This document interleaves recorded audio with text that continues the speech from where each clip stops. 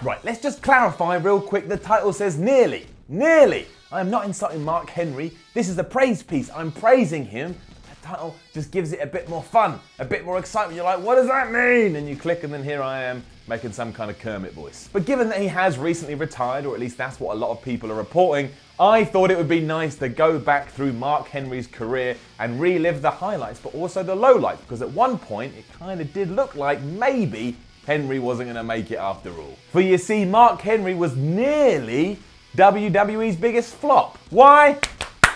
Here's why.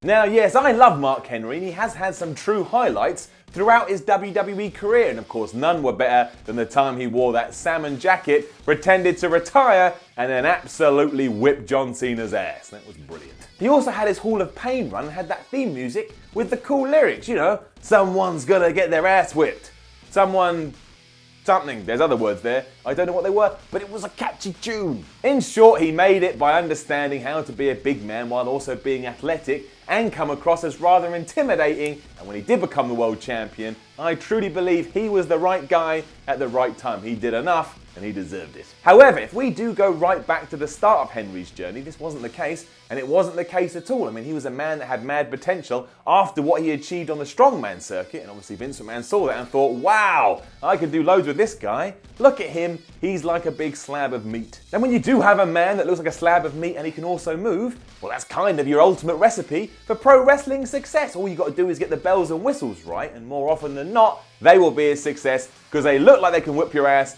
and they can move around, meaning they can move their ass. Be able to whip someone's ass, be able to move your own ass, wrestling hero. This isn't quite what happened though. Thinking they did have gold here, WWE signed Mark Henry to an unprecedented 10-year contract on a hell of a lot of money. And you know that just irked everybody else in the back, because here was this green dude making more cash than they were, and he hadn't even proven himself. No one actually knew how well Mark Henry was going to do, and yet he was already making all that chump change. Well, not chump change. Chump change means you don't earn anything. The big change. To make matters worse, by his own admission, Henry was very arrogant backstage. I mean, he came from a world where it was sink or swim and you had to stand up for yourself. So he went backstage straight away and he got in people's faces. He's like, don't come and talk to me. I'm Mark Henry, I'm the man. If you don't get that, I will slap you down. And you can just think, I mean, you already know what kind of opinion everybody else had of him. They were like, who is this egotistical idiot? We don't like him. And you can imagine how all that went down. Straight away he was considered difficult, so you know what the boys did? They started playing practical jokes on him. One of which, apparently, allegedly, rumouredly, is that X-Pac put a little treat in Mark Henry's sandwich and he ate that sandwich. Now just replace the word treat with poo and that's what I'm getting at. A poo sandwich. Not one to be deterred though, Henry didn't let things like this drop. And he'd go out of his way to try and find out who did it and reprimand them. And obviously that added to the rep he already had. And you can see it's like a ton of bricks this. He was just flying towards the floor, ready to smash into a million pieces. Now let's add in that 2 or 3 years into his contract and he wasn't exactly flying in the ring, and all of a sudden we have a problem. He was considered a flop, or at least someone that wasn't heading in the direction they were meant to be heading in. Because go back to that contract, that is not something you give to a mid-carder. He was meant to be a main event dude. And this isn't to say he wasn't doing entertaining things on TV. I always enjoyed his relationship with D'Lo Brown and everything he did in the Nation. And he also made the ridiculous stuff work when you start talking about the likes of China and Mei Young. I mean, we can debate all of that, but he still was proving that he could be entertaining in the world of WWE. That will get you somewhere. But once more, think of the contract, think of where he's meant to be. I don't think the plan was ever, hey, maybe this can be a dude that comes in and he really likes old people. This all does add up, because just before his 10-year contract was going to end,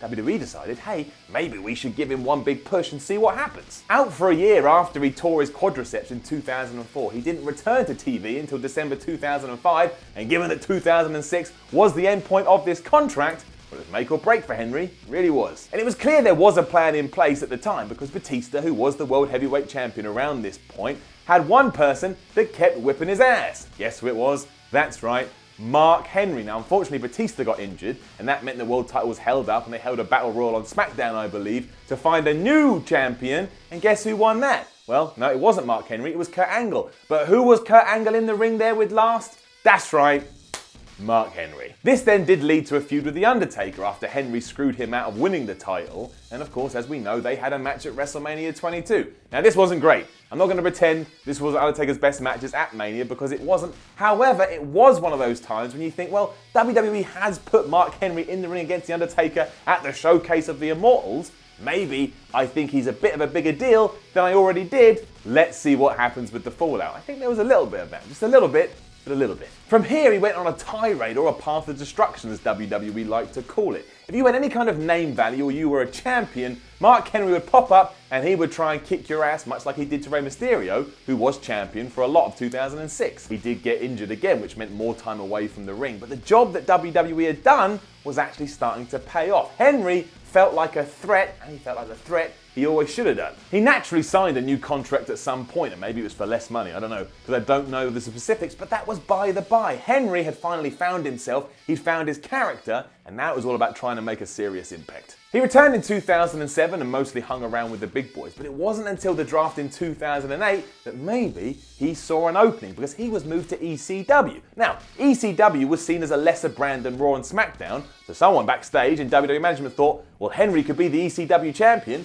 we're alright with that, so they made him ECW champion, and Mark Henry did alright with that. And then we fast forward to 2011, and it's time to go to town. Defeating Randy Orton at Night of Champions, Mark Henry did indeed become the World Heavyweight Champion. Now, a lot of people thought this was a mistake by WWE, or that it showed how far WWE had fallen. I disagree. Henry came across like a monster, and the story that he had no one to face because he'd already beaten them, already injured them, or put them on the shelf, worked wonders. It made him come across like a real serious threat, and as we've already said, that's what someone that looks like Mark Henry should always give off. I should look at him and go, I don't want to mess with that guy, he'll kill me.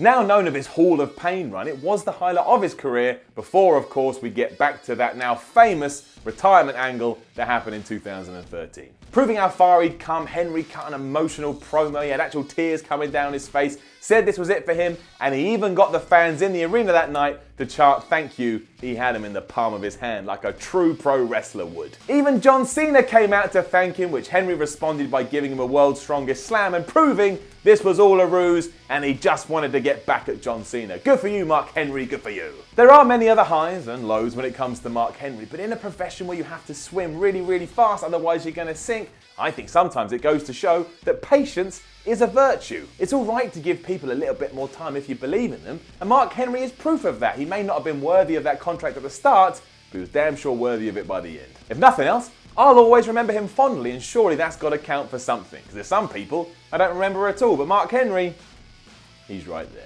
Now don't forget to leave a comment below and let us know what you think about Mark Henry. Like, share and subscribe. Head over to whatculture.com and read some articles, and follow What Culture on that there Twitter at WhatCultureWWE. My name is Simon from What Culture. Let's vanish into the abyss.